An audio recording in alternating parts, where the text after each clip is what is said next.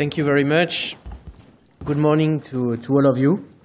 It's always an honor and a pleasure to come to this Paris Infra Week third edition, as infrastructure is really at the core of Natixis DNA.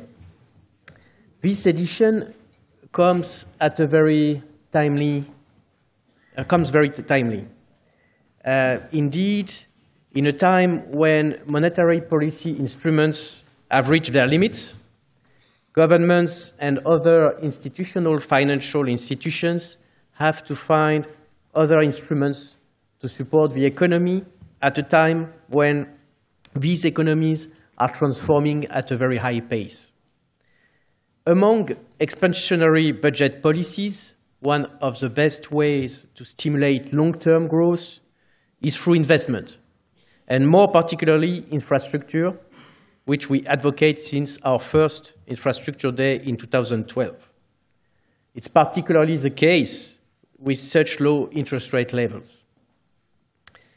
This idea seems now to be shared by many countries in Europe, even in countries which traditionally were more reluctant, like Germany or the Netherlands.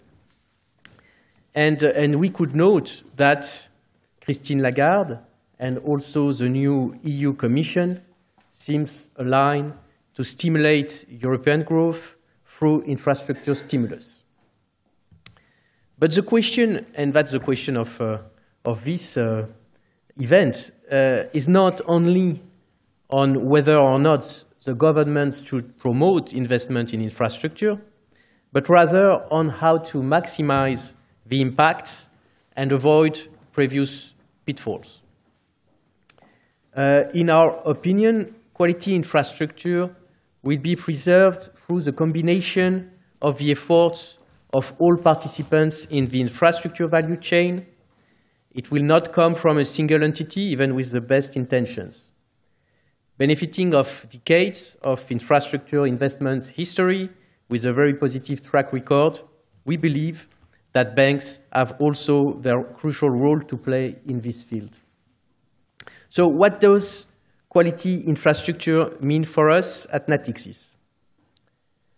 First, a quality infrastructure should have, of course, a strong positive economic impact, notably on the competitiveness of our economies. This category encompasses, especially today, all the infrastructure linked to the digital transition.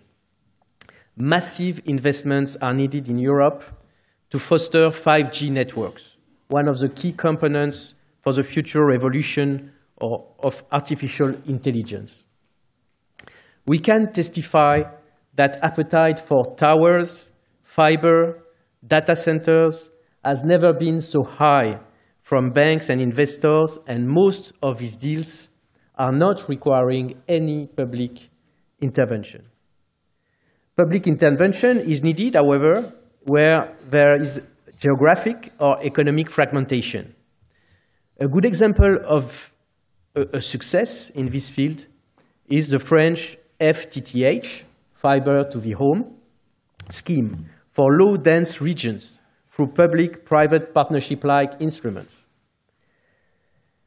In our views, those types of instruments should be massively rolled out in Europe to reduce connectivity fragmentation.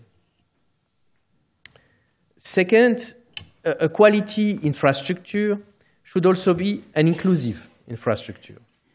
On top of economic and environmental impacts of infrastructure, and I'll come back on this, we should also take care of the social impacts and governance.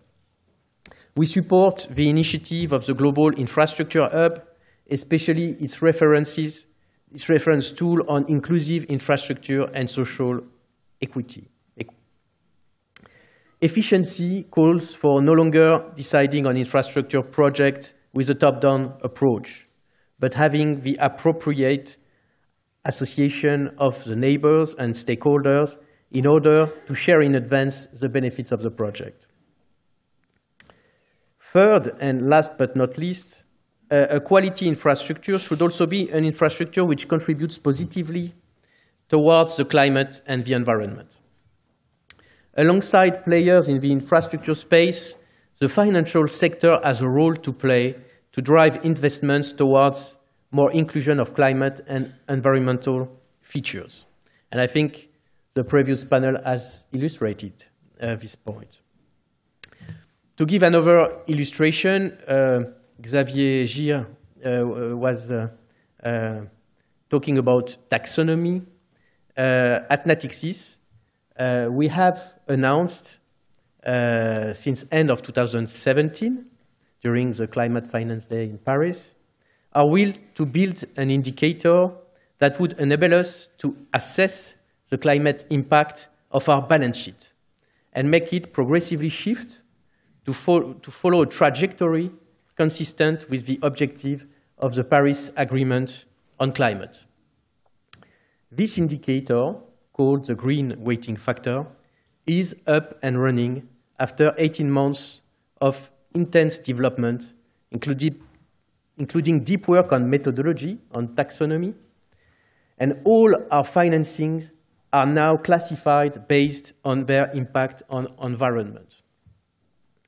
This is a crucial element that will allow us to monitor how our banking activities will contribute to the Paris Agreement trajectory.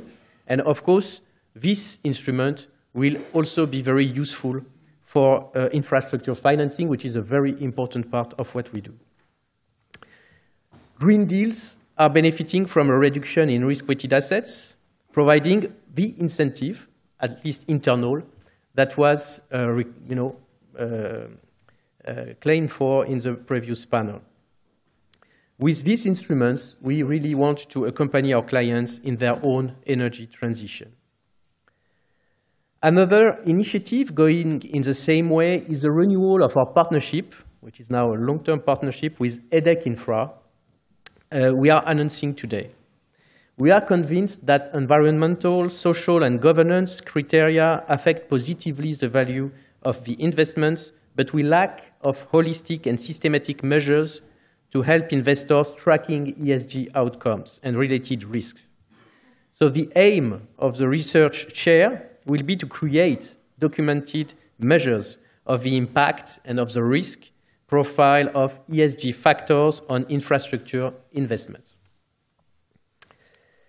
As a conclusion, I would like to confirm that this is our role as bankers to support the development of quality infrastructure, especially those who will help states and companies realize their digital transition and their energy transition. Nevertheless, one of my main worries, I must say, is the fact that these two transitions can be contradictory. And we have to help the industries find the right path to favor human development in a sustainable world. In this context, our own capacity as a financial institution to assess and to take into account the impacts on climate change and the compatibility with the Paris Agreement trajectory will be key. That's why we have developed this green weighting factor, and I'm convinced that it will be a key element moving forward also in the way we are going to handle the infrastructure developments. Thank you very much for your attention. Thank you. Thank you.